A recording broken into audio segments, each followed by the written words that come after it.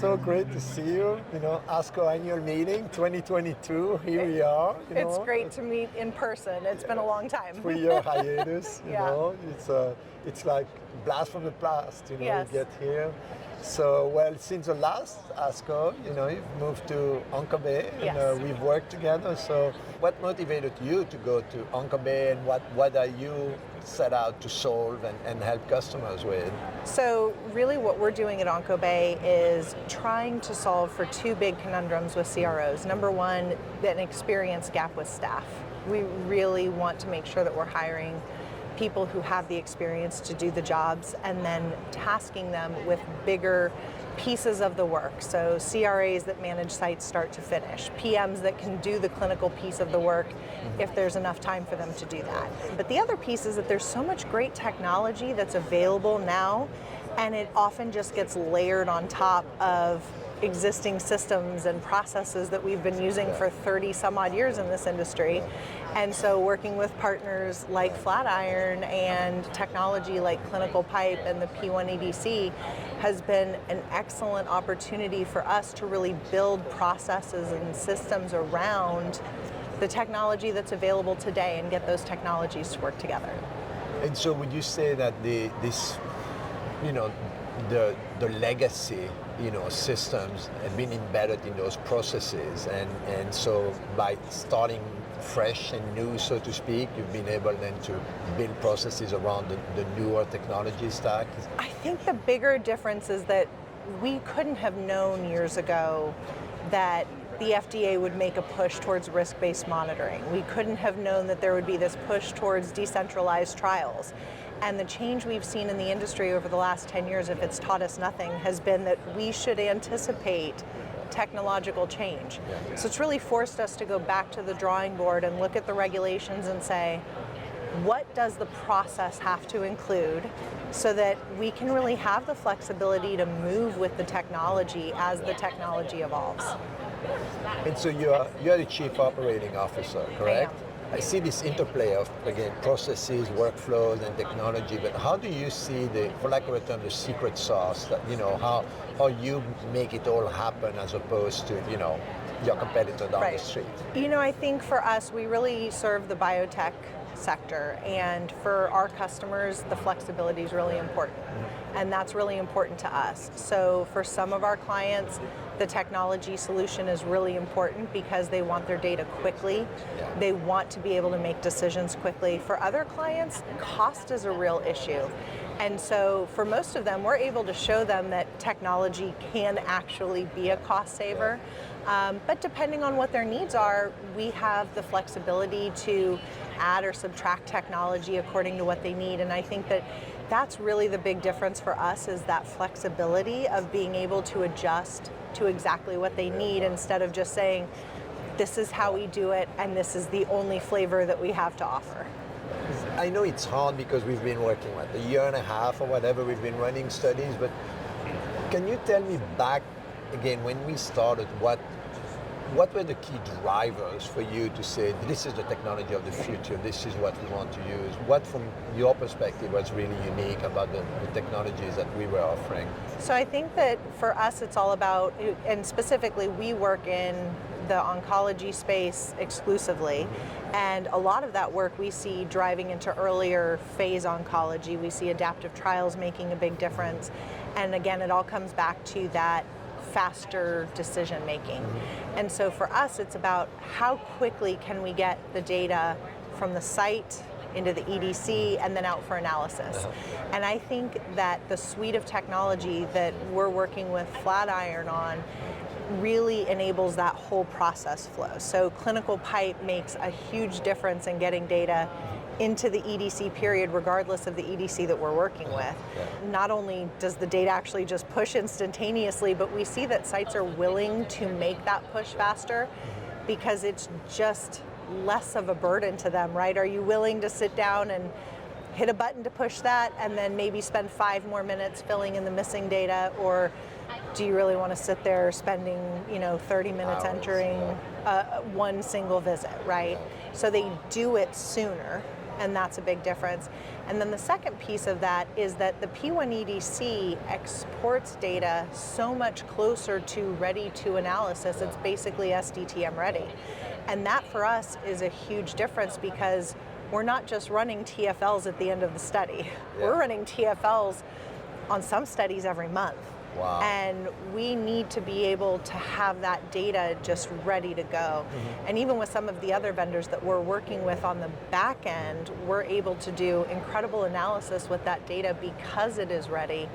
And that's really, I think, where it's differentiated, is that we can just do this so much faster versus if you think, 10 years ago, it was a manual process for sites to enter and then for us to extract and manipulate and transform, and we don't have to do any of that with you guys. Wow, that's great. So let's turn to maybe more negatives. Okay. I'm really glad to hear the positive experience, but yeah, curious to know from both your perspective running those studies, but then also for your customers or for the end users at the site or CRAs, what would be the more challenging areas that we've worked on, and what else should we focused on? I think for clinical pipe, I don't have any negatives with the technology itself. I think the reality is that we do still feel this need to kind of drag the industry along. I think sites are slow to adopt in many cases, and so that can be a push, and I think that we've done a really good job working with your team to get sites on board and know what the advantages are. But I do still wish, every single day that industry would just move that direction faster. It's a win for everyone. I think with the EDC, it's something that I think our teams have learned to be honest with clients about. This is not, and I'll hold back names, but there's one major competitor in the EDC market that kind of everybody thinks about when they think of EDC. This is not that system. And so if that's what everybody's gold standard of EDC is, that's not what you guys are trying to deliver, and that's not necessarily what's best for our trials. So usually if we will demo your system for a client and be really clear about what the system does and what it doesn't do, they're absolutely excited about your system. But we have learned, I think, over time, we have to be clear about that up front, because you can't have all of the bells and whistles and the fast decision making. So you kind of have to decide what's more important. And so that's been a lesson learned, and I think it's well worth the trade-off. I think we're choosing the direction we want to go accurately. And we, if we need the bells and whistles, we as a CRO can go either way, and clinical pipe works with the EDCs that we need it to. But I think we've really seen some advantages to using P1EDC. For us as a technology vendor, what has been so rewarding working with you has been that you present that clinical and operational story in a way that we can't as a technology provider. We innovate on the technology, we know the features and whatever, but what they really mean on the day-to-day is still work in progress. So I think that partnership and hearing from you what, how to pitch it and what are the areas that we still need to improve on, is important, but you have a clinical perspective as opposed to a technology perspective. And you guys have been a great partner in that regard. I mean, really, when we've given you feedback as far as we really need the system to do this, or we really need you to help us understand why the system works this way or that way, you guys have been a great partner in either making updates to the system or working with us to work with our clients to find a solution that works. So I think that's really been a strength for both of us. So it was evidently big news last year when I called you and told you about the Flatiron, combination and us being part of the family. So how has it been for you, your experience with us, and then, what do you see as, exciting, or what do you look forward, for us being part of, the Flatiron family?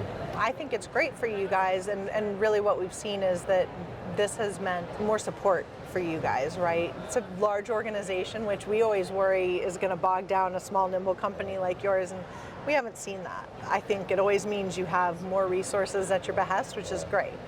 I think what we're really excited about is that we have networks of sites, and one of our networks specifically is based in the community with immuno-oncology sites. We have about 150 sites, and I'd say approximately 90% of those sites are using Flatiron's OncoEMR. Wow. And that has historically been an EMR that clinical pipe could not integrate with, and obviously that's now very high up on the priority list. So we're really excited about that. Our sites are really excited about that, because not only does it mean the integration for our studies, but it also means the ability to integrate for registry studies and to have a huge access to capabilities that, things were just too much work. They were too resource intensive for sites in the community before, and now they're going to be so much easier. So I think we're really seeing a lot of interest from community sites on that. Yeah, that's great. Yeah, we actually hear it talking to those research sites, of the OncoEMR, on OncoEMR, and the excitement level and the anticipation, and we try to, manage expectations. Slow down, it's not magic. You still have to show up to work, but we see just a tremendous amount of interest, and we'll have it completely rolled out, by the end of the third quarter. Hopefully we'll beat it a little bit, but it's going to be, I think, even more so than other, major EHR systems. I think this one, the integration will be so out of the box, working, and very intuitive for them. I think it's going to be exciting. I think it's great. We're very excited. You mentioned earlier, how the regulator is, pushing us, or sometimes following some trends. You mentioned decentralized clinical trials, adaptive trials. What are the major trends in industry that you follow and that you think really matter to work in oncology? I think the one that's mattering most to all of us right now, and it's not just oncology, is really the resourcing gap that we're seeing. That's impacting sites, it's impacting some of our clients, it's impacting CROs, of course. So that's something we're certainly keeping a pulse on. And I think, to date we've done, we've been able to fare it well, and we're trying to support our sites getting through it with things like offering clinical pipe, et cetera. I think the space we're really attuned to is the push towards decentralized trials, because oncology has really had kind of limited uptake of what that looks like.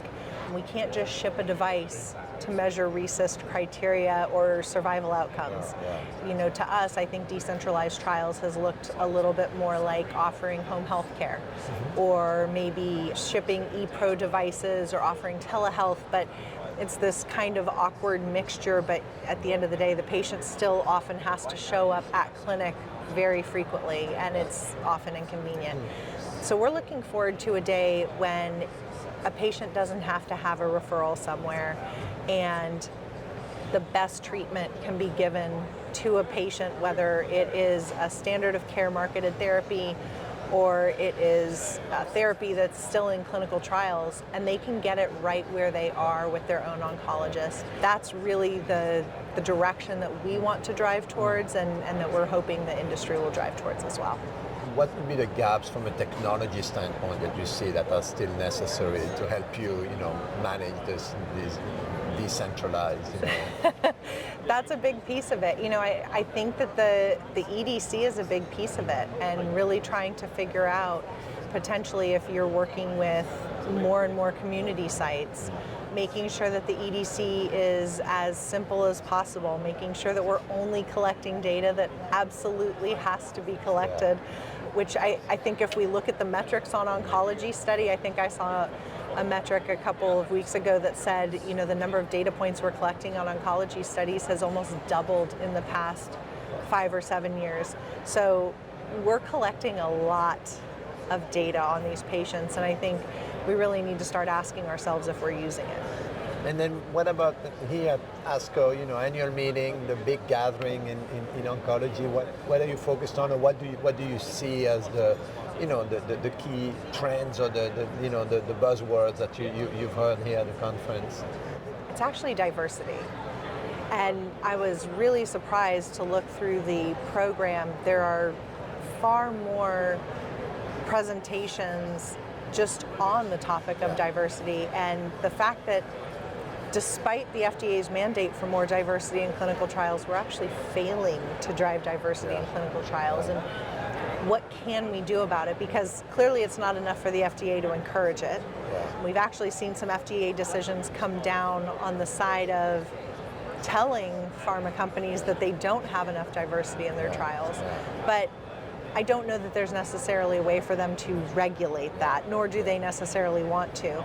But that being the case, we have to do something about it. So I think we're starting to see the questions being asked to say, okay, why are we failing? How do we fix this? And, I think that kind of circles back to the community and, how do we really reflect a more accurate demographic of what the world looks like. Especially here in the U.S. It may not be a problem outside the U.S., but in the U.S., a lot of cancer patients are treated in the community, and referrals may reflect a different demographic. No, the academic world is biased. By the nature of referrals, and so diversity. We see it. You walk here and you see large pharmaceutical companies all will have a poster or at least exhibit talking about their efforts and whatnot. And so it's refreshing. Hopefully technology and digital solutions are going to help. In this push to diversity and to increase it, and the representativeness of our patient population. Absolutely. Any parting thoughts or words of wisdom that you have for our partnership and where we are as an industry here in oncology research? No, like I said, I really do feel like there's a lot of times that we're kind of dragging the industry along.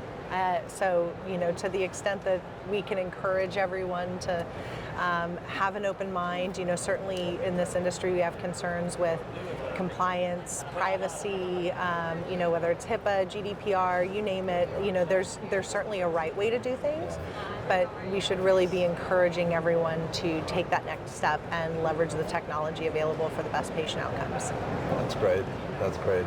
We are very grateful for the collaboration and the partnership we have with you and want to continue, growing it, having more success and more outreach there, and hopefully, making the work of dragging the industry along a little easier, that people will know, the solutions that are there and that they move away from legacy systems that slow them down and instead adopt, more flexible technology stack and approach to trial. Absolutely. Thank you so much, Dannelle. Thank you. It was really great. Thank you. It was good to see you.